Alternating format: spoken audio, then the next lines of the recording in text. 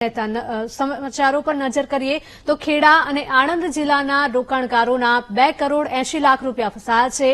બે કંપની એલી global mutual તથા એલી ગ્લોબલ માઇક્રો ફાઇનાન્સમાં નાણાં ફસાયા છે। કંપનીઓએ રોકાણકારોના નાણાં આપવાને લઈને હાથ અદ્ધર કરી દીધા છે, ત્યારે વર્ષ 2016થી લોભામણી લાલચો આપીને ઠગાઈ કરી હતી। કંપનીના સીએમડી શિશિર દરોલિયા, ડિરેક્ટર સંજય ભટ્ટાચાર્ય, ઉમેશ પંજાબી સામે ફરિયાદ દાખલ થઈ છે। નડિયાદ ટાઉન પોલીસે 3 વ્યક્તિ સામે ફરિયાદ નોંધી। સંવાદદાતા સંદીપ જોડાયા છે। સંદીપ, જણાવશો કે ખેડા અને આણંદ જિલ્લાના રોકાણકારોના અધધ 2 કરોડ 80 લાખ રૂપિયા ફસાયા છે।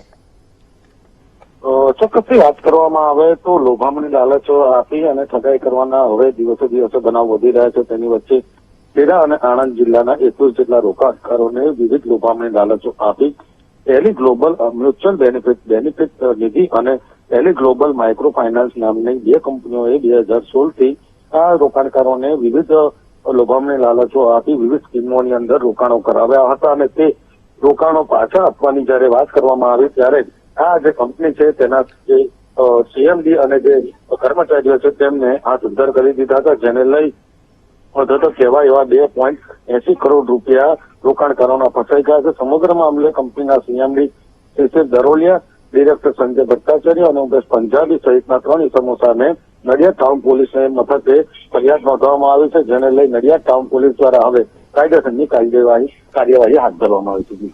બિલકુલ સંદીપ, તમામ માહિતી બદલ આભાર।